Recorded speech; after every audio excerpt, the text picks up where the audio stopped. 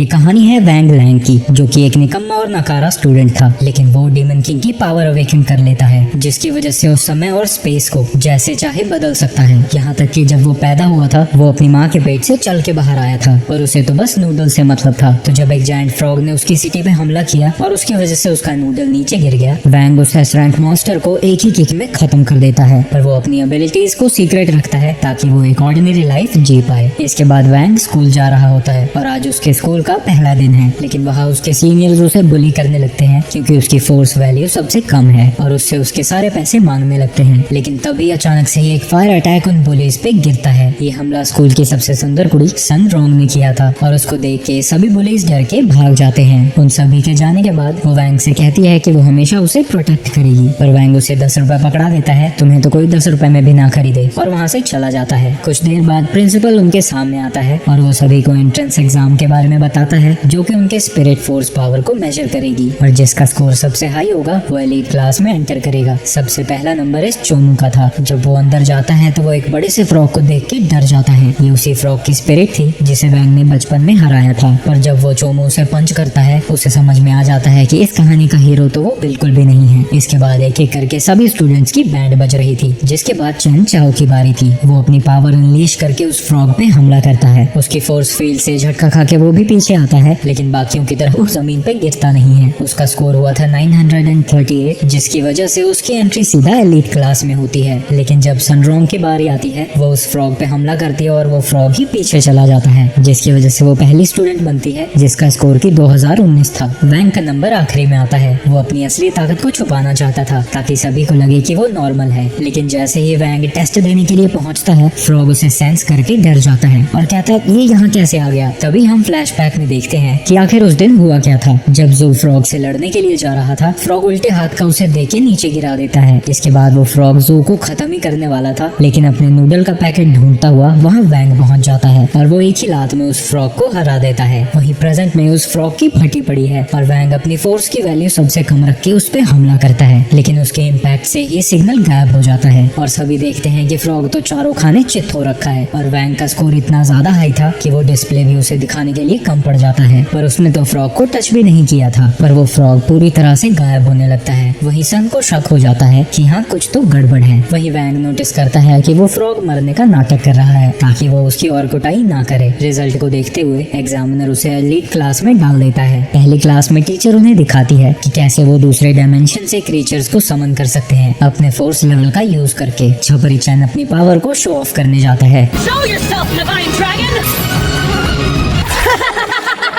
जब सभी लोगों का उस पे हंसना बंद हो जाता है तो सभी लोग अलग अलग चीजें समन करना शुरू कर देते हैं। वहीं सन ने एक स्ट्रे डॉग को समन किया था, पर वो कहती है कि आखिर मुझे कितनी स्पिरिचुअल पावर चाहिए थी एक स्पिरिट बेस्ट को समन करने के लिए। तभी टीचर की नजर वैंग पे पड़ती है। वो कहती है अबे झंगूर तुम क्यों नहीं कुछ कर रहा। तो वैंग भी सोचता है उसे भी कुछ करना ही होगा। तो जब वो समन करने की कोशिश करता है वो आसपास काफी सारे एलियन बीस्ट को सेंस कर पा रहा था। तभी वहाँ अचानक से एक धमाका होता है और वैंग ने उसी जायंट फ्रॉग को समन किया था। वो वैंग को देख के डर जाता है। मेरा पीछा छोड़ दे मेरे बाप। सभी को बचाने के लिए टीचर सन के डॉग का यूज करके अपने मैजिक को मिक्स करती है और उस फ्रॉग को एक पपी में ट्रांसफॉर्म कर देती है, जिसके बाद सभी लोगों को वो डॉग बड़ा ही क्यूट लगने लगता है। पर चुपके से वैंग वहाँ से निकल रहा था क्योंकि असल में उसने अपनी सारी जिंदगी अकेले ही बिताई है। जब वो पैदा होने वाला था और उसके फादर उसका वेट कर रहे थे, वो नर्स को देखते हैं जो कि डिलीवरी रूम में धमाका होने के बाद बाहर आ रही थी और वो ये देख के रोने लगता है, लेकिन असल में उसका बेटा मरा नहीं था और वो अपनी माँ के पेट से सीधा चल के बाहर आया था। इसके बाद वो बेचारा हर दिन अपने पेरेंट्स का दिमाग पढ़ता है और देखता है कि वो हमेशा ही एक दूसरे से झूठ बोलते रहते हैं और वो उसे हमेशा ही अपने झगड़ों से परेशान करते रहते थे। तो वो अपने पेरेंट्स की शादी को बचाने के लिए बहुत सारी पॉसिबिलिटीज को एक ही साथ देख रहा होता है और लास्ट में उसको सबसे बेस्ट ऑप्शन एक ही दिखता है और वो सुसु कर देता है। जैसे जैसे वो बड़ा हो रहा था उसकी ताकतें बढ़ती ही जा रही थी और जब वो 6 साल का था उसने उस जायंट फ्रॉग को भी हरा दिया। तो उसके फादर रिसर्च और उस पर एक्सपेरिमेंट करके एक सीक्रेट सील बनाते हैं जिससे कि वो उसके स्पिरिचुअल फोर्स को हाइड कर पाए, लेकिन इसके बावजूद भी उसकी ताकत इतनी थी कि उसके सिर्फ छूने से ही बोल टूट जाती है। तो उसकी माँ हमेशा ही उसे गोल्डन पिल देती रहती है ताकि उसका स्पिरिचुअल फोर्स कंट्रोल में रहे। वहीं उसके डैड एक और एमुलेट पे काम कर रहे हैं। उसके माता पिता उससे बहुत प्यार करते हैं, पर वो चाहते हैं कि उनका बेटा भी एक ऑर्डिनरी लाइफ जी पाए और इसीलिए वो अभी तक उसकी पावर को सप्रेस करने का तरीका ढूंढ रहे हैं। क्योंकि सिंपल चीजों के लिए भी, जैसे कि जब वो बर्थडे पे कैंडल्स ब्लो करता है तब भी वो पूरे घर में आग लगा देता लेता है और जब वो 10 साल का था उसे छूने की वजह से ही लगभग उन सभी की मौत होने वाली थी। उसके पेरेंट्स बस उसे हंसती खेलती जिंदगी देना चाहते हैं जहाँ की वो अपने दोस्तों और परिवार के साथ खुश रहे, इसलिए वैंग भी ऐसी चीजें करने से बचता है जिससे गलती से भी उसकी पावर से किसी को कोई नुकसान ना हो। हाँ, लेकिन रामन नूडल्स अगर बीच में है तो बात अलग है। वहीं स्कूल में सभी लोग क्लास प्रेसिडेंट बनने के लिए वोट मांग रहे हैं, पर इनमें उसका कोई भी इंटरेस्ट नहीं है और वो रामन लेने के लिए शॉप में जाने लगता है। लेकिन वहाँ एक आदमी शॉप की सभी चीजों को खरीद लेता है और सभी से कहता है कि वो जितना चाहे वो सामान फ्री में ले सकते हैं, पर बदले में उन्हें सन रॉन्ग को वोट करना होगा। लेकिन ये देख के सभी कैंडिडेट्स गुस्सा हो जाते हैं और कहते हैं कि तुम वोट्स को खरीदना चाहती हो, ये तो गलत है। पर वैंग कहता है कि मैं तुम्हें 5 वोट दूंगा इन 5 नूडल्स के बदले। सन सोच में पड़ जाती है कि आखिर ये चिमकांडी मेरी मदद क्यों कर रहा है। वैंग को नूडल्स मिलता हुआ देख के बाकी सब लोग भी समझ जाते हैं कि बस उसे वोट करके उन्हें फ्री में सामान मिल सकता है। लेकिन चैन अभी भी उसे हराना चाहता है, लेकिन जो भी उसे वोट देने के लिए तैयार नहीं थे वो उन पे अपने सेडक्शन आर्ट का यूज करती है, जिसकी वजह से सभी उसे वोट देने के लिए मान जाते हैं। लेकिन इन सभी चीजों का वैंग पे असर नहीं होता है। वो वहाँ से चला जाता है और वो सन के लिए एक गोल्डन पिल छोड़ के गया था उन नूडल्स के बदले। वहीं क्लासरूम में जब टीचर आता है वो सभी को देख के समझ जाता है कि सन ने अपने सेडक्शन आर्ट का यूज किया है, तो वो उसी के बारे में सभी को पढ़ाने लगता है। इस स्पेल को यूज करने के लिए यूजर को लोगों को गिफ्ट देना होता है और फिर इनकांटेशन करने के बाद जिसने भी गिफ्ट लिया था वो यूजर के कंट्रोल में आ जाता है। वहीं क्लासरूम में बैठी सन वैंग को ही देख रही थी, तो वैंग को लगता है कि वो अभी भी उसे कंट्रोल करने की कोशिश कर रही है, पर सन उसे इसलिए देख रही थी क्योंकि उससे लगता है कि वैंग उसे पसंद करता है। वैंग उससे पूछ रहा होता है कि उसे गोल्डन पिल मिला या नहीं मिला, पर सन को लगता है कि वो उसे खाने को कह रहा है। पर जैसे ही वो उस पिल को खाती है वैंग समझ जाता है कि इसका जुलूस निकलने वाला है। उस पिल को खाते ही सन का स्पिरिचुअल प्रेशर लगभग खत्म हो जाता है और सभी के ऊपर से उसका स्पेल टूट जाता है। तभी टीचर सन को आगे बुलाता है और उसे अपने आर्ट ऑफ सेडक्शन के स्पेल को डेमोन्स्ट्रेट करने को कहता है। पर जब वो आगे जा रही थी उसका पैर एक कैन पे फिसल जाता है। लेकिन वैंग सभी के स्कूल के सपनों को सच करता हुआ पूरी क्लास के सामने कूल दिख जाता है। पर वो मेरे दोस्त निदेश जैसा सिंप नहीं था, तो वो उसे सीधा ही नीचे गिरा देता है। इसके बाद टीचर वैंग को उसी स्पेल की इनकांटेशन करने को कहता है और क्योंकि सन ने उससे गिफ्ट लिया था उस स्पेल का असर सिर्फ सन पे होता है। इसके बाद टीचर अनाउंस करता है कि चैन उनकी क्लास का प्रेसिडेंट है। वहीं वैंग वहाँ से निकल लेता है। वहीं रात को सन सोच रही होती है कि अगर वो चिमकांडी मुझे नुकसान ही पहुंचाना चाहता था तो उसने मेरी मदद क्यों की, और वो उसे अपने दिमाग से नहीं निकाल पा रही थी। अगली सुबह चैन एक बड़ा सा बर्तन लेके आता है पिल रिफाइनरी टेस्ट के लिए और उसे यकीन है कि उसके इतने सारे बॉल्स को देख के सन तो जरूर इम्प्रेस हो जाएगी। What do you mean by that?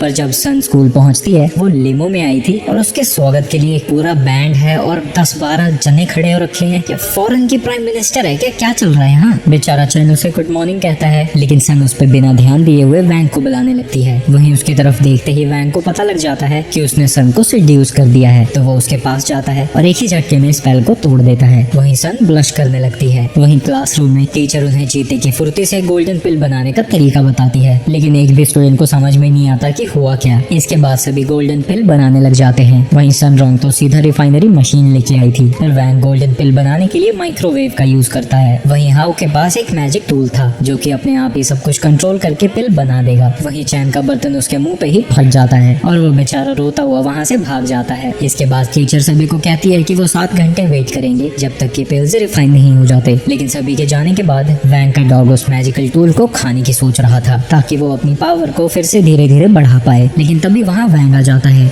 जिसे देख के फ्रॉगी टू भागने लगता है और वैंग उसका पीछा करता है। पर ये सब कुछ उस कुत्ते का प्लान था उससे पीछा छुड़ाने का। लेकिन जैसे ही वो वापस मुड़ता है वैंग उसके सामने ही खड़ा था। वो वैंग से दया की भीख मांगता है पर वैंग उसे खींच के लात मारता है। वहीं चैन अभी भी भाग रहा है क्योंकि उसने इस क्लास के लिए अपने फादर से उस पॉट को मांगा था। उसे पता है कि उसके फादर उसकी गर्दन काट देंगे क्योंकि वो पॉट उनकी फैमिली ट्रेजर है जो कि उसने तबाह भी कर दिया और फर्स्ट प्लेस भी नहीं लेके आया। वहीं वैंग हाउ का फर्नेस लेके कहीं जा रहा था। हाउ को लगता है कि वो उसका फर्नेस चुरा रहा था और उस पे अपनी पॉइजन गन तान देता है। वैंग उसे समझाने की कोशिश करता है कि इसे फ्रॉगी टू ने खा लिया था और वो तो बस इसे धोके वापस ला रहा था। लेकिन हाउ को उसकी बातों पे यकीन नहीं होता और अपने ट्रेजर की इतनी बुरी हालत देख के वो उसे शूट कर देता है। वैंग उसके अटैक को डॉज कर लेता है लेकिन उसके पीछे से चैन आ रहा था और वो पॉइजन सीधा उसके मुंह में चला जाता है। कुछ देर पहले ही चैन का दौड़ते दौड़ते दिमाग खराब होने लगता है और वो देखता है कि कैसे सन वैंग की बाहों में जा रही है, तो अपने प्यार को चुराने वाले को मारने जा रहा था। ये देख के हाउ डर से चिल्लाने लगता है। इसके बाद वो रिफाइनरी में उसकी बॉडी को ले जाते हैं। हाउ वैंग लिंग से कहता है कि अगर तुम एंटीडोट बनाने में मेरी मदद करोगे तो मैं तुम्हें मेरी फर्नेस चुराने के लिए ब्लेम नहीं करूंगा। इसके बाद वो सभी इंग्रेडिएंट्स को इकट्ठा करते हैं और उस बर्तन में डाल के एंटीडोट बनाने लगते हैं, पर उसे पूरी तरह से बनने में 4 घंटे लगने वाले हैं। और हाउ ये सोच के परेशान हो जाता है क्योंकि उनकी टीचर 2 घंटे में वापस आ जाएगी। वहीं फ्रॉगी 2 भी वहाँ वापस पहुंच चुका है और वो फिर से उस बर्तन को खाने की कोशिश कर रहा है, लेकिन हाउ अपनी सील से उस पे हमला कर देता है। और जब वो फर्नेस को वापस चेक करने जाते हैं वो देखते हैं कि फ्रॉगी 2 की आग की वजह से उसका प्रोसेस तेज हो चुका है। तो वो दोनों मिलकर फ्रॉगी को टेबल पे पटकते हैं और जबरदस्ती उससे उसकी पावर निकाल के फर्नेस को और तेजी से चलाते हैं। वैंग उससे पूछता है कि वो इस पावर को छुपा के क्यों रख रहा था। फ्रॉगी बताता है कि वो टाइमलाइंस को तेज भी कर सकता है और रिवर्स भी कर सकता है। ये सुन के वो दोनों समझ जाते हैं कि वो इसका फायदा उठा सकते हैं। उन्होंने 2 एंटीडोट बनाए थे और वो उस फ्रॉग को एक पॉइजन देके उस पे एंटीडोट चेक करते हैं, जिसके बाद वो चंग को वो एंटीडोट देते हैं। लेकिन तभी वहाँ बाकी के टीचर और स्टूडेंट्स आने लगते हैं। हाउ घबरा जाता है और बाहर चला जाता है उन सभी का ध्यान भटकाने के लिए, लेकिन टीचर उसके लिए 1 सेकंड भी नहीं रुकती है। और वो सबसे पहले हाउ को देखने जाती है कि उसने कोई पिल बनाया भी है या नहीं। हाउ को यकीन था कि उसमें तो कोई पिल होगा ही नहीं, लेकिन उसमें से एक गोल्डन पिल निकल आता है। हाउ समझ जाता है कि वैंग ने अपनी पिल उसके फर्नेस में डाली थी, पर उसके बाद वैंग की बारी थी और वो टीचर वैंग को डांट लगाने लगती है क्योंकि उसकी पिल जल चुकी थी। हाउ समझ जाता है कि वैंग ने अपनी पिल उसके फर्नेस में डाल दी और उसकी जली हुई पिल अपने माइक्रोवेव में। ये देख के हाउ को लगता है कि वैंग इस दुनिया का सबसे अच्छा दोस्त है, पर असल में वैंग ने कुछ भी नहीं किया था। जब वो बर्तन को धो रहा था तो पिल उसमें पहले ही बन चुकी थी और उन्होंने एंटीडोट उस पिल के साथ ही बना दिया था। उसकी पिल तो इसलिए नहीं बनी क्योंकि माइक्रोवेव भी उसी के जितना यूजलेस है, लेकिन वैंग भी चन और उसके बर्तन जितना यूजलेस नहीं बन पाया।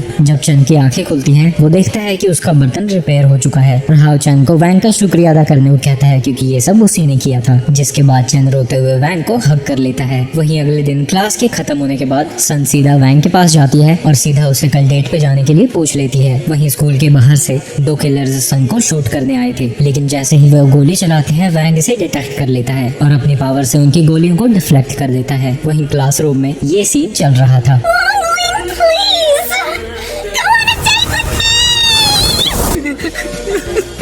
तभी क्लास में उनका टीचर आता है और वैंग को ऑफिस में बुलाता है। वहीं सन उसका पीछा कर रही थी। दूसरी तरफ दोनों किलर्स अपने बॉस के ऑर्डर के हिसाब से वहाँ से वापस चले जाते हैं और फ्रॉगी ये सब कुछ दूर से देख रहा था। और वैंग जब अपने टीचर को हाँ बोलता है सन को लगता है कि उसने डेट के लिए हाँ कर दी है। वो स्कूल में इतनी पॉपुलर थी कि उसकी लव स्टोरी के चर्चे पूरे स्कूल में होने लगते हैं और बातें चल रही थी कि वो सिर्फ फोर्स वैली 5 वाले लड़के को डेट कर रही है। और ये खबर उस तक भी पहुँच जाती है जिसने कि सन को मरवाने के लिए किलर्स भेजे थे। वहीं टीचर वैंग को प्रिंसिपल ऑफिस में ले जाता है। जो टीचर को वहाँ से जाने को कहते हैं और वैंग से पूछते हैं कि तुम वही बच्चे हो ना जिसने कि कई साल पहले उस डीमन किंग को एक ही किक में हराया था। जो अपने घुटनों पे आ जाता है और उसे अपना मास्टर बनाना चाहता है, लेकिन वैंग 50% मैजिक यूज करता है और उसकी मेमोरी इरेज कर देता है और वहाँ से चला जाता है। तभी उसके पास फ्रॉगी आता है और उसे असासिन्स के बारे में बताता है। इसके बाद बेचारे वैंग को सन के भयानक सपने आने लगते हैं, पर जैसे ही वो बाहर देखता है सन उसे डेट पे ले जाने के लिए सच में बाहर खड़ी थी। इसके बाद जब वैंग ब्रेकफास्ट कर रहा था उसे लगता है कि उसके पेरेंट्स उसे डेट पे जाने नहीं देंगे, लेकिन उसके पेरेंट्स उल्टा उसे डेट पे जाने के लिए कहने लगते हैं और उसे शक होने लगता है कि वो उसके असली पेरेंट्स है भी या नहीं। और इससे पहले कि वो कुछ कह पाता उसके पेरेंट्स उसे घर से बाहर निकाल देते हैं और सन उसे अपने लिमो की पीछे वाली सीट पे बुलाने लगती है, जहाँ की ऑब्वियसली काफी सारी जगह है,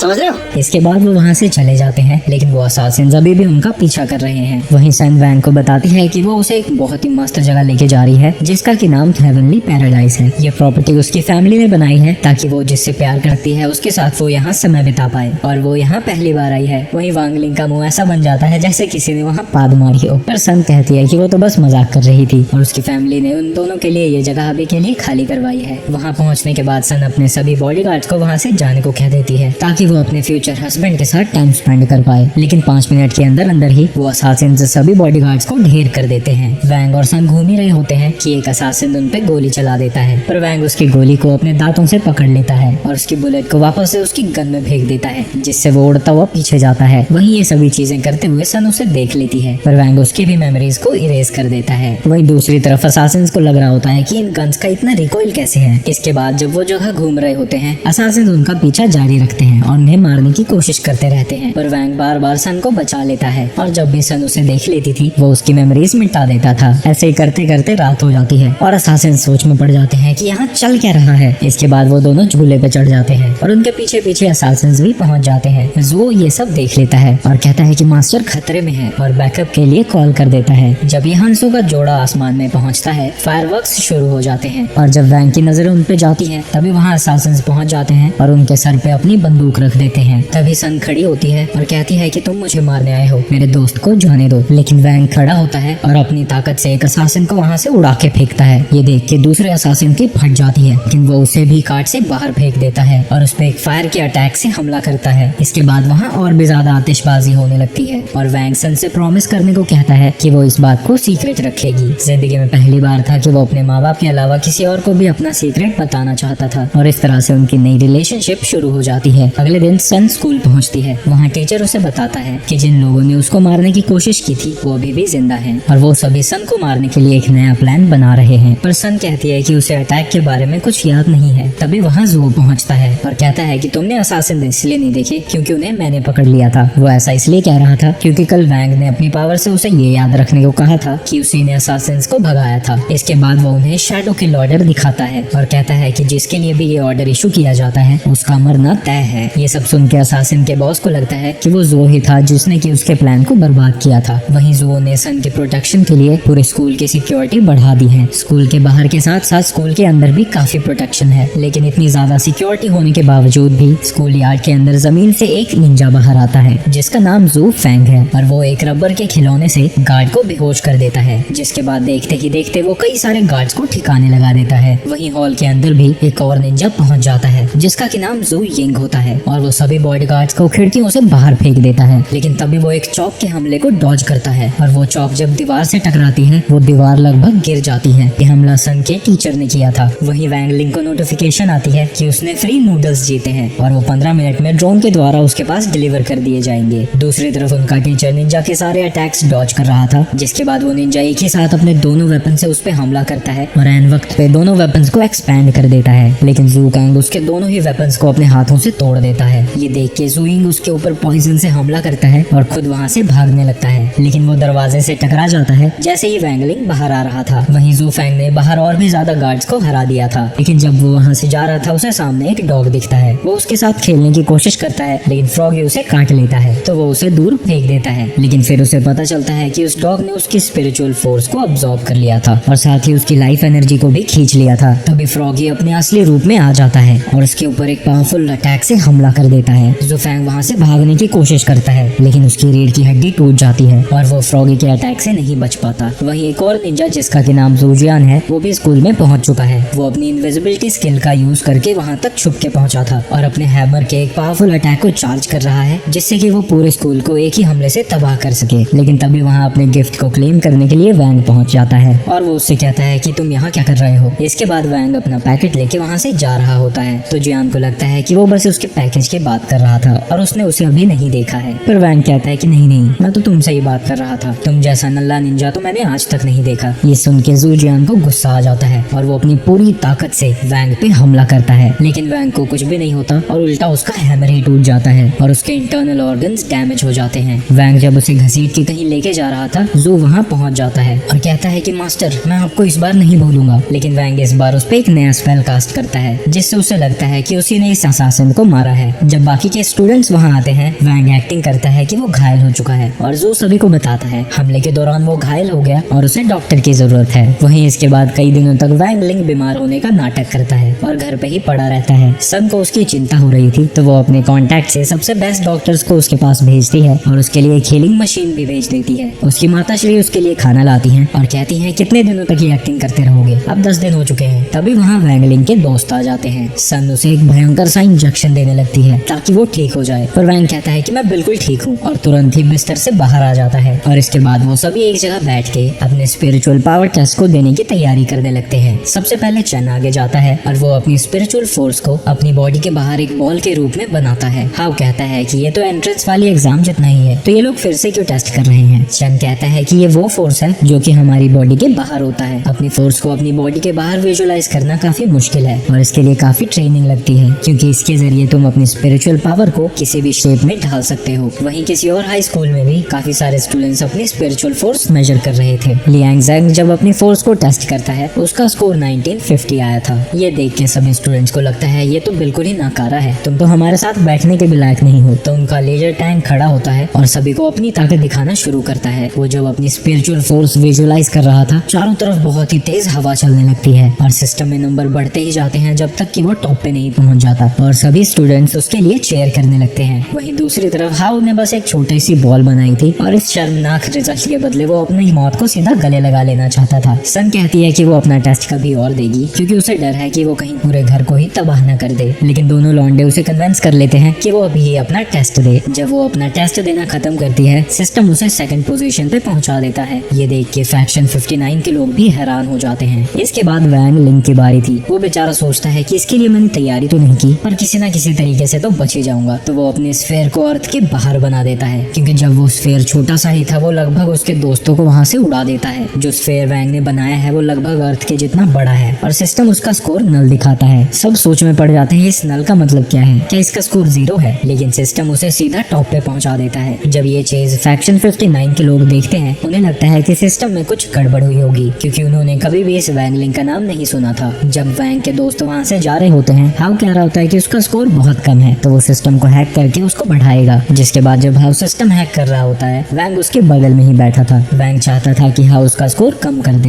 हाउ एक पासवर्ड फॉर्मेशन स्क्रोल का यूज करता है और पूरे रूम में एक स्पेल कास्ट करके पासवर्ड ढूंढने की कोशिश करता है। लेकिन इतना सब कुछ करने के बाद भी उसे पासवर्ड नहीं पता लगता। पर वैंग कहता है कि पासवर्ड बस वो 8 स्टार्स थे, गधे के बच्चे। वहीं फैक्शन 59 वाले भी सिस्टम को हैक कर लेते हैं, पर वो वहाँ भी वैंग लिंग का असली स्कोर नहीं पता लगा पाते और वो नोटिस करते हैं कि एक और स्टूडेंट ने सिस्टम को हैक किया है। वहीं हाउ नोटिस करता है कि टैंक सेकंड प्लेस पे है और याद करता है कि कैसे वो स्कूल में उसे बुली किया करता था। लेकिन तभी सिस्टम का अलार्म बजने लगता है और इससे पहले कि सिस्टम उन्हें डिटेक्ट कर ले, वो उससे बाहर आने लगते हैं। लेकिन तभी कुछ स्टूडेंट्स उस रूम में पहुंच जाते हैं और वो उससे बताते हैं कि टैंक का नेम सिस्टम में चेंज हो गया है। उसका नाम हाउ ने टैंक बर्डी कर दिया था और ये देख के सभी स्टूडेंट्स हंसने लगते हैं। वहीं वो लड़की कहती है कि शायद हम अगले महीने स्वॉर्ड कंपटीशन में फैक्शन 60 वाले स्टूडेंट से मिल पाएं। और टैंक भी उस समय का बेसब्री से इंतजार कर रहा है ताकि वो उन्हें नीचा दिखा सके। अगले दिन ज़ुकोंग एक और टीचर को सभी के स्कोर दिखा रहा था। वो वैंग लिंग को सबसे टॉप पे देख के हैरान हो जाती है और कहती है ये तो क्लास में बिलो एवरेज है और हमेशा चुप रहता है, ये नेशनल लेवल पे नंबर 1 पे कैसे पहुंच गया? ज़ुकोंग कहता है कि इस बार हमारे पास 2 स्टूडेंट्स हैं जो कि टॉप 10 में हैं, लेकिन उनका सबसे पहला ही मुकाबला फैक्शन 59 से है। पिछले 100 सालों में फैक्शन 59 के साथ उनका 24 बार मुकाबला हुआ है, लेकिन उनमें से वो 23 बार हारे हैं और एक बार ड्रॉ हुआ था और वो ड्रॉ 10 साल पहले हुआ था मास्टर जू की वजह से। वहीं कंपटीशन में भेजने के लिए उन्हें 5 स्टूडेंट्स को सिलेक्ट करना था, लेकिन उनके पास भेजने लायक सिर्फ 4 स्टूडेंट्स थे। तो मास्टर जू कहते हैं कि ये रहा 5वां स्टूडेंट। वो कहता है कि पहले भी स्पिरिचुअल बीस्ट कंपटीशन में हिस्सा ले चुके हैं, पर टीचर कहती है कि वो एक्सचेंज स्टूडेंट था स्पिरिचुअल वर्ल्ड से और वो ह्यूमन फॉर्म में ट्रांसफॉर्म हुआ था। तो जो उस पे ट्रांसफॉर्मेशन मैजिक यूज करता है, लेकिन उसका चेहरा देख के सभी लोग डर जाते हैं। तो जो वो कहता है कि चलो ये जरूरी भी नहीं है कि वो ट्रांसफॉर्म हो। इसके बाद टीचर कहती है कि वो फिर भी कंपटीशन में हिस्सा नहीं ले सकता क्योंकि उसने स्पिरिचुअल प्रेशर टेस्ट में पार्ट नहीं लिया था। तो जो उसका स्पिरिचुअल फोर्स टेस्ट करना शुरू करता है और उससे कहता है कि अगर तुम कंपटीशन जीत गए तो मैं तुम्हें फ्री कर दूंगा। फ्रॉगी की पावर 5000 डिटेक्ट होती है और वो सीधा सेकंड पोजीशन पे पहुंच जाता है। इसके बाद सभी स्टूडेंट छुट्टी के बाद घर पहुंचते हैं और रात को टीचर सभी को बताता है कि वो सभी स्वॉर्ड कंपटीशन के लिए सिलेक्ट हुए हैं और उनके पास 3 दिन है अपनी स्पिरिचुअल स्वॉर्ड को प्रिपेयर करने के लिए। इसके बाद एक एक करके सभी स्टूडेंट्स अपनी स्वॉर्ड दिखाने लगते हैं और जैसा कि सबको पता था, सनरोंग की स्वॉर्ड सबसे बेहतर थी और यहाँ तक कि उसकी फैमिली ने ऐसी 13 स्वॉर्ड बनाई है ताकि अगर उसकी स्वॉर्ड डैमेज हो जाती है तो वो दूसरी यूज कर सके। हाउ कहता है कि फ्रॉगी तो एक कुत्ता है, उसके पास तलवार कहाँ से आएगी? लेकिन फ्रॉगी भी अपनी तलवार के साथ फोटो भेज देता है, लेकिन अभी तक वैंग लिंग ने अपनी स्वॉर्ड नहीं दिखाई थी। तो सभी लोग उससे पूछते हैं कि तुम्हारे पास स्वॉर्ड है भी या नहीं? वैंग लिंग कहता है कि हाँ मेरे पास है। वो अपनी तलवार लेने के लिए बेसमेंट में जाता है, लेकिन तभी स्वॉर्ड की स्पिरिट डब्बे में से बाहर आने लगती है और वो जल्दी से उसे वापस डब्बे में घुसा देता है। वहीं दूसरी तरफ टैंक से टीचर कह रही होते हैं कि तुम्हारी टीम में सिर्फ 4 मेंबर हैं। टैंक कहता है कि हमारा 5th मेंबर वो इंसान है। तुम क्या कह रहे हो? ये क्या तुम सच में उस इंसान को यूज करना चाहते हो? वो भी अभी? चाहे कुछ भी हो जाए हम इस साल नहीं हार सकते।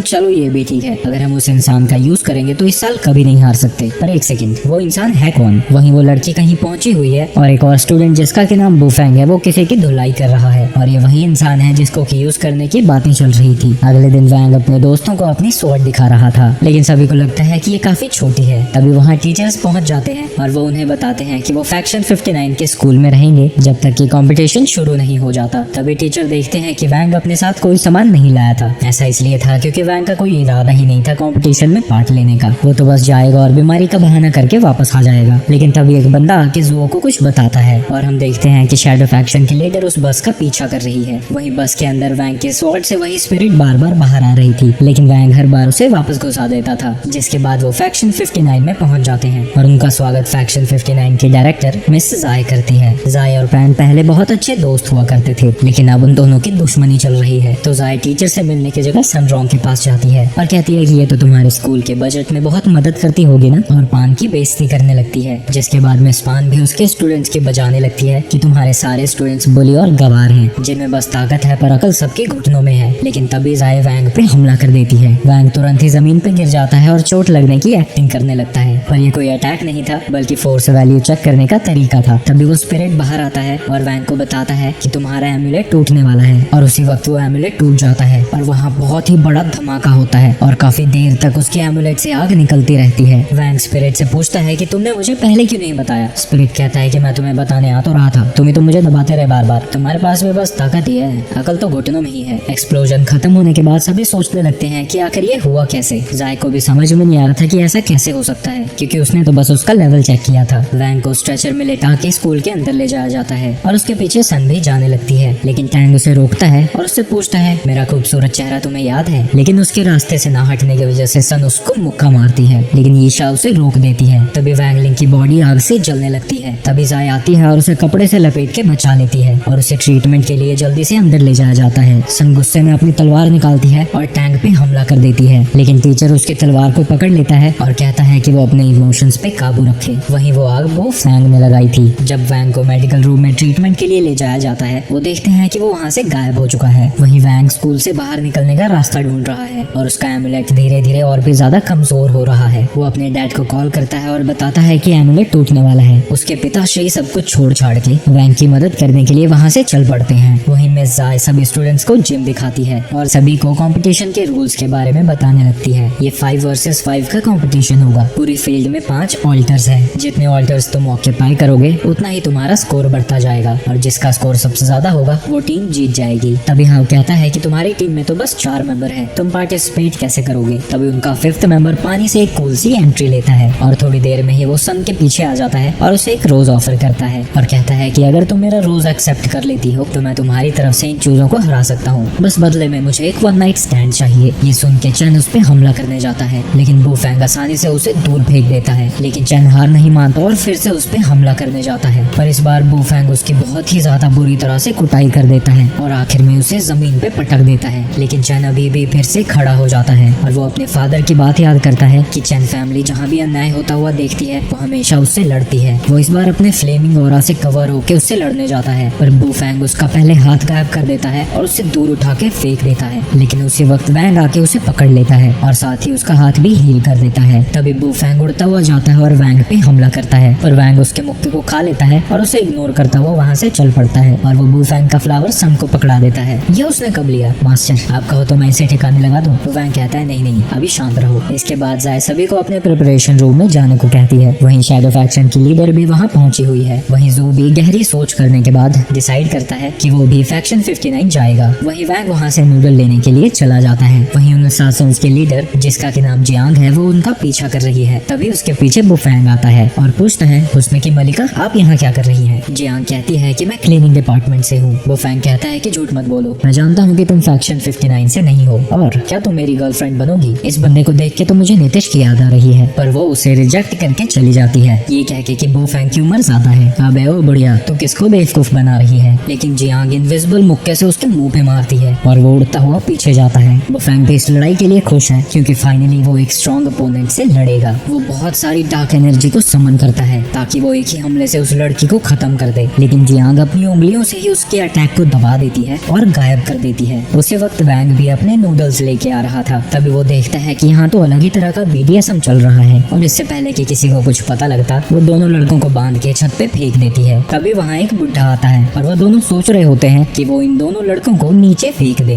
तभी स्पिरिट कहती है मास्टर अपने इमोशंस पे काबू रखिए, सील टूटने वाली है। वैंग के गुस्से गुस्से से चारों तरफ आंधी तूफान जैसा मौसम हो जाता है। ये देख के स्पिरिट कहता है, मास्टर स्कूल के अंदर फ्री में नूडल्स बांटे जा रहे हैं। ये सुनने के बाद वैंग का गुस्सा शांत हो जाता है। वो बुढ़ा बुफैंग के कुछ बाल काट के जियांग को देता है। तभी बुफैंग ऑफिस में आता है और सभी से कहता है कि वैंग लिंग को किडनैप कर लिया गया है। ये असल में जियांग थी। असली बुफैंग और वैंग तो अभी भी छत पे बंधे हुए हैं। वो बुढ़ा कहता है कि वो तुम्हारे चेहरे का बस कुछ देर के लिए यूज करेगी, उसके बाद तुम्हारा दी एंड कर दिया जाएगा। जिंदा रहने के लिए बुफैंग कहता है कि वो हमेशा से ही शैडो फैक्शन को ज्वाइन करना चाहता था। अगर तुम मुझे खोल दोगे तो मैं तुम्हें सब कुछ बता दूंगा जो तुम जानना चाहते हो। पर वो बुढ़ा कहता है कि ये बाइंडिंग रोप सिर्फ जियांग ही खोल सकती है। ये सुन के बुफैंग कहता है, तो तुम्हारे जैसे नीच गलीच बुढ़े को यहाँ क्यों लेके आई। वो बुढ़ा उस पे हमला करता है और वो उसके बड़े ही करीब से जाता है और बुफैंग को उसके सामने ही अपने आने वाले 7 पुश्तों की मौतें दिखने लगती हैं। बुफैंग को समझ नहीं आया था कि असल में वो बुढ़ा बहुत ताकतवर है। वहीं दूसरी तरफ जियांग, जो कि बुफैंग के भेस में है, वो सभी को बताता है कि कैसे वो वैंग लिंग को पकड़ के ले गई और वो बच के कैसे वापस आ गया। जू कहता है कि जरूर वो शैडो फैक्शन की लीडर जियांग होगी। और टैंक के कहने पे ईशा स्कूल के अंदर और भी लोगों की स्पिरिचुअल फोर्स को डिटेक्ट करने लगती है। जैसे ही उन्हें उन लोगों की लोकेशन का पता लगता है, सन के बॉडीगार्ड्स उसको पकड़ के वहाँ से ले जाते हैं ताकि वो उसे सेफ रख सके। लेकिन वो उनकी धुलाई करके वैंग लिंग को बचाने के लिए वापस आ जाती है। वहीं उसके बाकी के दोस्त भी उसके साथ लड़ने को तैयार हो जाते हैं और वो सभी वांग को बचाने के लिए वहाँ से निकल पड़ते हैं। जाय अपने स्टूडेंट से कहती है कि जाओ उनका पीछा करो और पता करो कि वो कितने ज्यादा स्ट्रॉन्ग हैं। बुफैंग वैंग से कहता है, ओए मुझे पता तुम अपनी पावर का यूज नहीं कर रहे हो, मैंने तुम्हारी असली ताकत देखी है। लेकिन वैंग तो मस्त निन्नी मार रहा है। तभी वो बुढ़ा उनकी तरफ आगे बढ़ने लगता है और बुफैंग मदद के लिए चिल्ला रहा होता है। तभी वो बुढ़ा लात मारता है और बुफैंग नीचे वाले फ्लोर पे गिर जाता है। उसी वक्त सन और उसके सिक्योरिटी गार्ड्स बिल्डिंग की तरफ दौड़ रहे होते हैं और उनकी नजरों के सामने ही वैंग को क्रॉस के ऊपर बांध के और ऊंचा लटकाया जा रहा था। सभी बॉडीगार्ड्स बुढ़े पे हमला करने जाते हैं, लेकिन वो एक ही झटके में सभी को हरा देता है। इसके बाद वो बुढ़ा भी अपनी पूरी पावर अनलीश करने जाता है और एक लाइट आसमान की तरफ दिखाता है। आसमान में वो लाइट सर्कल में घूमने लगती है और उस लाइट से नाइट्स समन होने लगते हैं। लेकिन जैसे ही वो आगे बढ़ने लगते हैं, सन भी एक लाइट कास्ट करके उस सर्कल को डिस्ट्रॉय कर देती है। इसके बाद सन हवा में उड़ रही थी और उसके आसपास काफी सारे स्वॉर्ड्स भी लेविटेट कर रहे थे। वो बड़ी मुश्किल से बुढ़े के हमले को रोक पा रही थी, लेकिन कुछ ही देर में वो उस पे हावी हो जाता है और वो ग्रेविटी के फोर्स से जमीन पे दबने लगती है। लेकिन तभी टाइम रिवाइंड हो जाता है और ये वैंग ने किया था। वो उस बुढ़े को देख के हंसता है और खुद को फ्री करने के बाद उसी को पोल से बांध देता है। लेकिन इस चीज का भी क्रेडिट लेने के लिए मास्टर जू वहाँ पहुंचा हुआ है। वहीं जियांग ये सब देख के गुस्से में थी क्योंकि यहाँ इमोर्टल्स आ चुके हैं और वो कुछ भी नहीं कर सकती। वहीं वैंग अपनी स्पिरिट को बुफैंग को वहीं रोक के रखने को कहता है। उसे लगा था कि अगर वो ऐसा करेगा तो स्वॉर्ड कंपटीशन नहीं होगी, लेकिन ऐसा बिल्कुल भी नहीं होता है क्योंकि जियांग तो पहले ही बुफैंग का रूप लेके वहाँ पहुँच रखी है। वैंग को समझ नहीं आ रहा था कि ये बाहर कैसे आ गया। इसके बाद कंपटीशन को स्टार्ट कर दिया जाता है और उन सभी के फोन ले लिए जाते हैं और सभी को बताया जाता है कि वो 5 मीटर से ज्यादा ऊपर नहीं उड़ सकते। इसके बाद सभी क्रिस्टल के थ्रू कंपटीशन की जगह में एंटर हो रहे होते हैं। लेकिन तभी वैंग के डैड वहाँ दौड़ते हुए आते हैं। वो उसकी एमुलेट चेंज करना चाहते थे, लेकिन जब तक वो वहाँ पहुँचते हैं वैंग लिंग वहाँ से चला जाता है। इसके बाद मिस्टर पान और जुओ उनसे आके मिलते हैं और वैंग के फादर जुओ को एमुलेट के बारे में सब कुछ बता देते हैं। वहीं सभी स्टूडेंट्स कंपटीशन की जगह पे पहुंच चुके हैं। ईशा कहती है कि बुफैंग का स्पिरिचुअल फोर्स पहले से बदल चुका है और वो उसे लोकेट नहीं कर पा रही है। तो टैंग उससे कहता है कि अगर वो उससे मिले तो सावधान रहे। ईशा फैक्शन 60 के सभी स्टूडेंट्स की लोकेशन पता लगा लेती है, लेकिन जब उन्हें पता लगता है कि वो वैंग की प्रेजेंस भी नहीं सेंस कर सकते तो उनका एक टीममेट उसे सबसे पहले हराने के लिए निकल पड़ता है। लेकिन तभी टैंग हाव में अपनी तलवार घुसा देता है और वो उसे चकमा देके वहाँ से भाग जाता है। लेकिन वो सभी उसका पीछा नहीं करते क्योंकि उन्होंने बस 3 ऑल्टर्स पे कब्जा करना है जीतने के लिए। वहीं लियांग जब जंगलों से गुजर रहा था, हाउ उसको देख लेता है। हाउ सोचता है कि फैक्शन 59 में सभी स्ट्रॉन्ग मेंबर्स हैं और मैंने अपना एक डिकॉय भी खो दिया है और क्योंकि ये वैंग के पीछे जा रहा है शायद ये उतना स्ट्रॉन्ग ना हो और हाउ भी उसके पीछे चल पड़ता है। तभी अनाउंसमेंट होती है कि फैक्शन 59 ने एक ऑल्टर पे कब्जा कर लिया है। ये सुन के चैन भी एक ऑल्टर पे कब्जा करने जाने लगता है, लेकिन तभी उसके चेहरे पे एक कट आ जाता है। उसके बाद काफी तेज हवा चलती है और सारी पत्तियां उसके ऊपर से गुजरती हैं। तभी वो सोच रहा होता है कि आखिर ऑल्टर पे कब्जा कैसे करते हैं। ईशा पीछे से बताती है कि उसे तलवार उस ऑल्टर में डालनी होगी और 10 सेकंड तक वेट करना होगा। चैन उससे कहता है कि लड़के लड़कियों से नहीं लड़ते और मैं तुम्हें 3 मौके देता हूँ मुझ पे हमला करने के लिए क्योंकि तुमने मेरी मदद की। लेकिन तभी चैन खुद को ही मारने लगता है और अपना सर जमीन पे पटकने लगता है। ईशा बताती है कि उसका स्पेल शिकार पकड़ के उसके नर्वस सिस्टम को कंट्रोल कर सकता है। वहीं दूसरी तरफ बुफैंग और फ्रॉगी लड़ रहे थे। बुफैंग उस पे हमला करता है, लेकिन फ्रॉगी उसकी स्पिरिचुअल फोर्स को अब्सॉर्ब कर लेता है। इसके बाद फ्रॉगी छुप जाता है और वैंग ऑल्टर की तरफ जाने लगता है। वहीं वैंग जमीन पे पड़ा हुआ है। वहीं लियांग पहुंच जाता है, पर वो उसे वैसे ही छोड़ के ऑल्टर पे कब्जा करने जाने लगता है। उसी वक्त वहाँ फ्रॉगी भी पहुंच जाता है। वो उनकी फाइट के दौरान और भी ज्यादा स्पिरिचुअल फोर्स अब्सॉर्ब करना चाहता है, लेकिन तभी वैंग खड़ा हो जाता है और लियांग उसके ऊपर हमला करने जाता है। लेकिन हाओ का स्पेल उसके ऊपर उड़ता हुआ आता है। वो उसे स्लैश कर देता है, जिसके बाद हाओ और लियांग की लड़ाई शुरू हो जाती है। वहीं दूसरी तरफ सन एक ऑल्टर पे कब्जा कर रही थी, लेकिन उसी वक्त एक स्वॉर्ड के हमले को वो डॉज करती है और वो अपनी स्वॉर्ड को भी थ्रो कर देती है, जो कि एक स्वॉर्ड स्पिरिट में ट्रांसफॉर्म हो जाती है। अब टैंग भी अपनी स्वॉर्ड स्पिरिट के साथ उसके सामने आता है। टैंग कोशिश करता है कि वो अपने सड़े गले टीममेट्स को छोड़ के उनकी साइड आ जाए, पर सन उसके ऊपर हमला कर देती है और वो अपनी स्पिरिट से उसके ऊपर हमला करने को कहती है, लेकिन टैंग आसानी से उसके हमले को खत्म कर देता है। तभी उन्हें पता लगता है कि फैक्शन 59 ने 3 ऑल्टर्स पे कब्जा कर लिया है। वो फैंग टैंग को बताता है कि उसने फ्रॉगी को हरा के उस ऑल्टर पे कब्जा कर लिया है। सन उससे पूछती है कि तुम्हें कैसे पता कि फ्रॉगी कहाँ है। टैंग कहता है कि तुम भूल गई, ईशा लोगों की लोकेशन का पता लगा सकती है। तभी अनाउंसमेंट होती है कि फैक्शन 59 ने एक और ऑल्टर पे कब्जा कर लिया है। सन अपनी स्वॉर्ड स्पिरिट को वापस से तलवार में कन्वर्ट कर लेती है और वो टैंग पे हमला ही करने वाली थी कि टैंग अपनी स्नो पावर्स को रिलीज कर देता है और वो उनके सारे आसपास के पानी को जमाने लगता है। सन तेजी से उस पे हमला करने जाती है, लेकिन टैंग का स्पिरिट उसे रोक देता है। इसके बाद वो दोनों काफी तेजी से लड़ाई करते जाते हैं। उनकी लड़ाई नदी से होते होते ब्रिज तक पहुंच जाती है। तभी सन के आसपास की आइस एक्सप्लोड कर जाती है और वहाँ नकली बोफैंग पहुंच जाता है। वो सन पे हमला करने ही वाला था कि उनके सर के ऊपर से कोई चीज उड़ते हुए जाती है। उसकी वजह से उनके चारों तरफ जोर की हवाएं चलने लगती हैं। ये देख के वो दोनों समझ जाते हैं कि सन से भी कोई खतरनाक एनिमी उनका इंतजार कर रहा है। वहीं इसका फायदा उठा के सन वहाँ से निकल लेती है। टैंग कहता है कि मुझे पता है कि तुम बोफैंग नहीं हो, अभी के लिए तुम जाओ और सन को ढूंढो। इसके बाद टांग इस ऑल्टर को कैप्चर कर लेता है, लेकिन जैसे ही उनका स्कोर 5-0 होता है, वो अचानक से ही 4-1 हो जाता है। यानी फैक्शन 60 ने उनसे एक ऑल्टर छीन लिया है। पर इस घटना से पहले लियांग और हाओ एक दूसरे से लड़ते लड़ते थक जाते हैं। तभी लियांग वैंग को लात मारता है और कहता है कि तुम जैसे यूजलेस इंसान को इन्होंने यहाँ कैसे भेज दिया। ये देख के हाओ को गुस्सा आ जाता है और वो और भी तेजी से लियांग पे अटैक करने लगता है, लेकिन लियांग उसके सारे अटैक्स को स्लैश करता जाता है। उसी वक्त वैंग की एनर्जी रिलीज होने लगती है और ये मौका देख के फ्रॉगी उस एनर्जी को कंज्यूम करने पहुंच जाता है, लेकिन वैंग ने ऐसा जानबूझ के किया था क्योंकि कुछ ही देर में उसकी एनर्जी अपने आप ही रिलीज हो जाती है। लेकिन अब फ्रॉगी उसकी मदद कर रहा है इसे कंट्रोल करने में। इसके बाद वो दोनों ही कंबाइन हो जाते हैं, लेकिन ये देख के लियांग कहता है कि तुम अभी भी लेवल 5 के ही हो, तुम जैसा लूजर मैंने आज तक नहीं देखा। लेकिन तभी वैंग उसके स्वॉर्ड को टच करता है, जिससे वो टूट के बिखर जाती है और वो जब उसके कंधे पे हाथ रखता है, वो उड़ता हुआ मीलों दूर जाता है और इस तरह से उन्होंने अपना पहला ऑल्टर कैप्चर किया था। वहीं ज़ाई ज़ुकोंग को अपने प्रेम के मंत्र में डाल रही है और उससे पूछती है कि क्या ये ह्यूमन और बीस्ट की हाइब्रिड ट्रिक तुमने उन्हें सिखाई है। सुंदर कुड़ी को पटाने के लिए ज़ुकोंग भी हाँ कह देता है। ईशा टैंग को बताती है कि वैंग डॉग के साथ कंबाइन हो चुका है और वो अभी फायर ऑल्टर के पास है। तभी अनाउंसमेंट होती है कि फैक्शन 60 ने फायर ऑल्टर को भी कब्जे में कर लिया है। इसके बाद वैंग चैन के पास जाता है और चैन को उठाने के बाद वो इस ऑल्टर को भी कैप्चर कर लेता है और इस तरह से स्कोर 3-2 हो जाता है। ये देख के चैन खुश हो जाता है और चैन पहली बार वैंग को स्माइल करता देख रहा था। वहीं ये देख के उसके फादर की आंखों में भी आंसू आ जाते हैं, लेकिन तभी स्कोर 4-1 हो जाता है। वैंग समझ जाता है कि उन सभी ने पिछले वाले ऑल्टर्स पे फिर से कब्जा कर लिया है, तो अगर वो इसको जीतना चाहता है तो उसे सभी ऑल्टर्स पे एक साथ ही कब्जा करना होगा। तो वैंग अपनी एनर्जी रिलीज करने लगता है। वैंग अपनी स्पीड से एक ही साथ सभी ऑल्टर्स पे पहुंचना चाहता है, लेकिन सभी टीचर्स कहते हैं कि अगर वो ऐसा कर भी ले, लेकिन तब भी उसे हर ऑल्टर को कैप्चर करने के लिए 10 सेकंड तक रुकना होगा। तभी सन चैन से कहती है हाओ और मैं साथ में हैं और हमारे पास एक एडवांटेज है और वो है वैंग। ये सुन के वैंग शर्मा जाता है, तुम कब से ऐसे हो गए। सन उन सभी से कहती है कि हमें एक साथ सभी ऑल्टर्स पे कब्जा करना होगा और कुछ सेकंड्स तक उसे डिफेंड करना होगा जब तक कि हमें विनर्स नहीं डिक्लेयर कर दिया जाता। सन और हाओ ऑल्टर ऑफ फायर की तरफ जाने लगते हैं, जहाँ हाओ सन को सर्फ बोर्ड की तरह यूज करता हुआ वहाँ पहुँच जाता है और वो वहाँ के अपोनेंट को चिढ़ाने लगता है। इसका फायदा उठा के सन पीछे से जाके ऑल्टर पे कब्जा करने जाती है, लेकिन तभी उसे इसका पता लग जाता है और वो ऑल्टर के अंदर जाने लगता है। उसी वक्त हाउ उस पे हमला करता है, पर वो गलती से नीचे गिर जाता है और वो अटैक हाउ को जाके लगता है, जिससे वो ऑल्टर से पीछे चली जाती है। इससे पहले कि सन रिकवर होती, वहाँ टैंग पहुंच जाता है और अपने टीममेट पे चिल्लाता है कि वो जल्दी से जाके उस पे कब्जा करे। हाउस के सामने पत्थर की दीवार खड़ी कर देता है, लेकिन वो उसे तोड़ता हुआ अंदर चला जाता है। सन बहुत सारी तलवारों को समन करके उससे लड़ने लगती है और जब वो ऑल्टर को को कैप्चर करने जाती है, टैंग की स्वॉर्ड स्पिरिट आके उसकी तलवार को तोड़ देती है। मोटू कहता है कि सर आपका प्लान काम कर रहा है। वो उससे मुक्का मारता है और कहता है मेरा प्लान 5-0 से जीतने का था, पर कोई बात नहीं, हम 4-1 से ही जीत जाते हैं। ये सुन के सन उसका प्लान समझ जाती है। उसने यीशा को वैंग पे नजर रखने को भेज दिया है ताकि अगर वैंग वहाँ से जाता है तो वो उसके ऑल्टर पे कब्जा कर ले और बचे कुछ टीममेट्स बाकी के ऑल्टर्स पे कब्जा करेंगे। सन कहती है कि हमें जीतने के लिए इस ऑल्टर पे कब्जा करना होगा और चैन को बुफैंग से अपने ऑल्टर को डिफेंड करना होगा। बुफैंग चैन से लड़ रहा होता है और उसे डरपोक कहता है। वहीं पास के सीन में हम देखते हैं कि उसका फादर भी उसे डरपोक कहता है और कहता है कि तुम जैसा तो हमारे फैमिली में आज तक पैदा नहीं हुआ। चैन बस उसके अटैक्स को डॉज कर रहा था। वहीं जियांग परेशान हो जाती है क्योंकि सब लोग उसे देख रहे हैं और वो अपनी पूरी ताकत को यूज नहीं कर सकती। तभी वो पेड़ के पत्तों को नोटिस करती है जो कि मेटल के थे, जिसके बाद वो अपने अटैक में पत्तों को मिला के चैन पे हमला कर देती है। उसी वक्त हम पास्ट का सीन देखते हैं जहाँ की जब उसके फादर उस पे हमला करते हैं लेकिन उनकी तलवार उड़ के पीछे चली जाती है क्योंकि चैन ने उनसे बचने के लिए एक बैरियर बना दिया था। वहीं प्रेजेंट में चैन पूरी कोशिश कर रहा है उसके अटैक से बचने की। वहीं दूसरी तरफ हाउ से सन कहती है कि वो पीछे चला जाए और वो अकेले इनसे लड़ेगी। हाउ पीछे चला जाता है और अपनी तलवार को अपने हाथ में रखता है। टैंग कहता है कि जब तुम्हारे पास 7 तलवारें थी तब नहीं मुझे हरा पाई, अब तो तुम्हारे पास 5 बची हैं। लेकिन सन कहती है कि तुम्हें हराने के लिए तो बस एक तलवार काफी है और वो उसकी स्पिरिट के साथ लड़ने लगती है। वहीं हाउ अपने ब्लेड की स्पिरिट को समन करने की कोशिश कर रहा था। वहीं चैन हार चुका है लेकिन वो अभी भी बुफैंग को रोकने की कोशिश कर रहा है। वहीं दूसरी तरफ सन पे स्पिरिट भारी पड़ रहा था। टैंग उसके पास आके कहता है कि तुम्हें हार मान लेनी चाहिए, लेकिन तभी उसके सामने एक आग की पक्षी आ जाती है। ये हाउ की स्वॉर्ड स्पिरिट थी जिसका कि नाम फायर फिनिक्स था और इसे समन करने के लिए एक स्वॉर्ड स्पिरिट को सैक्रिफाइस की जरूरत थी, जिसके लिए सन ने अपनी स्वॉर्ड स्पिरिट को सैक्रिफाइस कर दिया। तभी फिनिक्स उन सभी पे हमला कर देता है और वहाँ पे एक जोरदार धमाका होता है। वहीं चैन रोने लगता है क्योंकि वो हार नहीं मान सकता था। वो नहीं चाहता था कि उसकी वजह से उसके दोस्त हारे। और जैसे ही बुफैंग ऑल्टर को कैप्चर कर रहा होता है चैन अपनी नई ताकत के साथ फिर से खड़ा होता है। वो उसकी शील्ड को तोड़ के उसकी तलवार को नीचे फेंकता है। ये सब देख के जियांग को गुस्सा आ जाता है और वो अपने असली रूप में आके उस पे हमला कर देती है। वहीं हम कुछ देर पहले का सीन देखते हैं। जैसे ही अनाउंसमेंट होती है कि ऑल्टर ऑफ फायर पे फैक्शन 60 का कब्जा हो गया, ईशा वहाँ से भागने लगती है। लेकिन तभी फैक्शन 60 ऑल्टर ऑफ वुड को भी कैप्चर कर लेती है और ऑल्टर ऑफ वुड वैंग लिंग ने कैप्चर किया था और जिस पे वो इतनी देर से नजर रख रही थी वो फ्रॉगी था। वहीं ईशा की पावर्स उस पे काम नहीं कर रही थी क्योंकि उसकी पावर सिर्फ ह्यूमन पे काम करती है। वहीं प्रेजेंट में सनचैन को कांटेक्ट नहीं कर पा रही थी। वहीं फैक्शन 60 का स्कोर देख के सभी टीचर्स बहुत खुश हैं, लेकिन वैंग के फादर घबराए हुए हैं। इसके बाद वैंग एक और ऑल्टर को कैप्चर करने जाता है पर उसे डर लगने लगता है कि अगर उसने तलवार घुसा दी तो एक्साइटमेंट की वजह से उसकी सारी पावर्स अनलीश हो जाएंगी। बचपन से ही वो अपने सारे इमोशंस को दबा के रखता था क्योंकि अगर कभी उसके इमोशंस बाहर आ गए तो उसकी सारी नेगेटिव एनर्जी रिलीज हो जाएगी। और उसके दोस्तों और सन के साथ बिताए लम्हों की वजह से उसके इमोशंस अब बाहर आने लगे हैं और वो अब उसे कंट्रोल नहीं कर पा रहा था। वो तलवार पे से हाथ हटाने ही वाला था कि सन वहाँ आके उसे रोक देती है और उसके इमोशंस प्यार की जंजीरों से कंट्रोल में आ जाते हैं। वैंग फिर से स्माइल करता है और सन के सामने शर्माने लगता है, लेकिन उसी वक्त जियांग सन की सोल को उसके शरीर से बाहर निकाल देती है। वैंग उसकी सोल को पकड़ने की कोशिश करता है लेकिन वो उसके हाथों से ही गायब हो जाती है। ये देख के वैंग खुद पे से कंट्रोल खो बैठता है और उसका एमुलेट भी टूट जाता है। वैंग जियांग को मारने जाता है लेकिन उसी वक्त फ्रॉगी आके समय को रोक देता है, लेकिन वैंग को रोकने के लिए ये भी काफी नहीं था और वो जियांग को खींच के मुक्का मारता है। जियांग कहती है कि तो अच्छा वो तुम थे जो कि सन को प्रोटेक्ट कर रहे थे, पर अब इन सब का कोई फायदा नहीं है, वो मर चुकी है। और वो वैंग पे अटैक करती रहती है लेकिन इससे वैंग का गुस्सा और ज्यादा बढ़ जाता है और वो उसे बहुत बुरी तरह से मारने लगता है। और जब वो जमीन पे गिरती है तो वो उससे वहाँ भी एक मुक्का मारता है जिससे कि आसपास की जमीन भी टूट जाती है। इसके बाद वो फिर से उसे आसमान में फेंक देता है और आसपास के पत्थरों को इकट्ठा करके उसके ऊपर हमला करता है, जिसकी वजह से उसके सामने एक धमाका होता है। उसे जान से मारने के लिए वो अपनी ताकत इकट्ठा करता है और जब वो जमीन पे गिरती है वो उसके साथ साथ पूरी दुनिया को तबाह करने वाला था। पर जब वो कहती है कि वांगलिंग तो बिल्कुल उसी की तरह है, वांग रुक जाता है और वो सन को याद करके वहाँ से जाने लगता है। वैंग अपनी पावर से सन को रिवाइव करने की कोशिश करता है लेकिन कुछ भी नहीं होता। फ्रॉगी उसे बताता है कि जियांग ने इसकी सोल को इसके शरीर से बाहर निकाल दिया है, पर इसका शरीर तो अभी गर्म है और ये सांस भी ले रही है। पागल मत बनो, ये मर चुकी है और तुम भी इसे जिंदा नहीं कर सकते। इसका शरीर इसलिए गर्म है क्योंकि मैंने टाइम रोक दिया है, पर टाइम के दोबारा चलते ही वो मर जाएगी। वैंग उसे बचाने के लिए कुछ भी करने को तैयार था। वो अपनी सारी ताकतें भी कुर्बान करने को तैयार है सिर्फ सन को जिंदा करने के लिए। फ्रॉगी कहता है कि अगर तुम चाहते हो तो तुम अपनी लाइफ को फिर से रीस्टार्ट कर सकते हो। इसके बाद वैंग अपनी सारी पावर्स को इकट्ठा करके पास्ट को चेंज करना चाहता है ताकि फ्यूचर बदल सके। फ्रॉगी उसे वार्न करता है कि फ्यूचर को चेंज करना नेचर के लॉज के विरुद्ध है और इसकी वजह से वो अपनी सारी ताकतें भी खो सकता है। फ्रॉगी और वैंग मर्ज हो जाते हैं और फ्रॉगी कहता है कि मैं हजारों सालों से जीता आया हूँ, पर आज तुम्हारे लिए मैं अपनी जिंदगी खतरे में डाल रहा हूँ। और जब वो अपनी पावर का यूज करते हैं, वो इस नई दुनिया में फिर से पहली बार स्कूल जा रहा था, जहाँ की वो बुली से परेशान करने लगते हैं, पर इस बार सन की जगह उसे चैन और हवा के बचाते हैं। और जैसे वैंग ने सन को पैसे दिए थे, वो इन्हें भी पैसे देने लगता है, पर फिर वो सोचता है कि मैं ऐसा क्यों कर रहा हूँ। और क्लास में भी सन को लगता है कि सामने सन है, पर वो देखता है कि वो कोई और लड़की है। स्कूल से छुट्टी के बाद रास्ते में उसे सनरोंग दिखती है और वो कार का पीछा करने लगता है, पर वो सनरोंग नहीं बल्कि कोई और थी। वांगलिंग जैसे हमेशा से चाहता था, वो एक पीसफुल जिंदगी जी रहा था, पर वैंग की स्पेस की पावर और फ्रॉगी की इस टाइम की पावर की मिलने की वजह से उन्होंने एक नई दुनिया बना ली है और ये नई दुनिया पुरानी दुनिया से सब कुछ एब्जॉर्ब कर रही है और ये पुरानी दुनिया तबाह होने वाली है। वहीं अंडरवर्ल्ड में सनरोंग की सोल पहुंचती है और वहाँ उस दुनिया की नई मोनार्क बैठी है। वो उसे देख के कहती है कि क्या ये किसी इंपॉर्टेंट से रिलेटेड है क्या? एक सेकंड, कहीं ये मास्टर की? और जब वो उसका डीएनए टेस्ट करते हैं तो वो 99% मैच करता है। ये देख के वो सभी डर जाते हैं और उससे कहने लगते हैं कि ये कुछ भी नहीं है, ये तो बस एक सपना है। इसके कुछ देर बाद वो लड़की कह रही होती है कि ये तो मास्टर की डिसेंडेंट है। दूसरा बंदा कहता है जल्दी करो वरना वो लड़का तीनों दुनियाओं को तबाह कर देगा। इसके बाद वो जल्दी से सन की सोल को वापस भेज देते हैं। उसे जिंदा देख के स्वॉर्ड स्पिरिट की आंखें खुली की खुली रह जाती हैं। वो सन को यहाँ जो भी हुआ वो बता देता है और कहता है कि मास्टर इस बार काफी अलग तरीके से बिहेव कर रहे थे और उन्होंने तुम्हारे लिए पूरी नई दुनिया बना दी। अगर उन्हें जल्दी नहीं रोका गया तो ये दुनिया तबाह हो जाएगी। वहीं इस नई दुनिया में वांगलिंग अपने दोस्तों के साथ उसी जगह पे है जहाँ की वो सनरोंग के साथ डेट पे आया था और वो अचानक से ही रोने लगता है और फिलहाल उसे भी नहीं समझ में आ रहा था कि वो आखिर दुखी क्यों है। वहीं सन स्वॉर्ड को लेके वांगलिंग के दुनिया पे हमला कर देती है और वो सभी चीजों को डॉज करते हुए वैंग में तलवार घुसा देती है। ऐसा होते ही वैंग को सन के बारे में सारी यादें वापस आ जाती हैं और चैन कहता है कि जाओ, वो तुम्हारा इंतजार कर रही है। इस तरह से सन वांगलिंग को यहाँ से बाहर निकाल लेती है और टाइम फिर से रिवाइंड होके उस वक्त पर पहुंच जाता है जब जियांग अपने असली रूप में आने वाली थी।